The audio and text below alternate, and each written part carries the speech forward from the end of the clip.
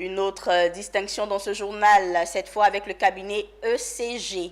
2 mois après une formation pratique au métier de comptable et de chef comptable, le cabinet ECG a honoré ses auditeurs. Pour ce faire, une cérémonie de remise de certificats a été organisée à Yopougon. Le reportage de Anja Simian et Richard Akeki. Réputé pour la formation pratique, le cabinet ECG, Enoch Consulting Group, a produit de nouveaux experts en comptabilité. 2 mois de formation auront suffi aux 22 auditeurs pour acquérir de multiples connaissances dans le système d'organisation des données financières d'une entreprise.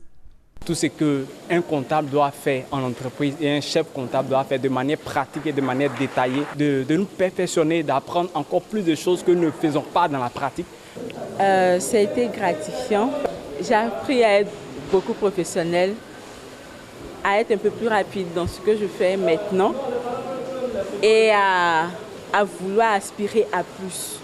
Le cabinet ECG, une maison de transfert de compétences, donne de la formation en audit, en ressources humaines, en comptabilité et bien d'autres. Pour cette cérémonie de remise de certificats, un point d'honneur a été mis sur le savoir-faire et le savoir-être pour réussir sa carrière professionnelle. Cette cérémonie a été faite pour honorer les participants au niveau du chef comptable.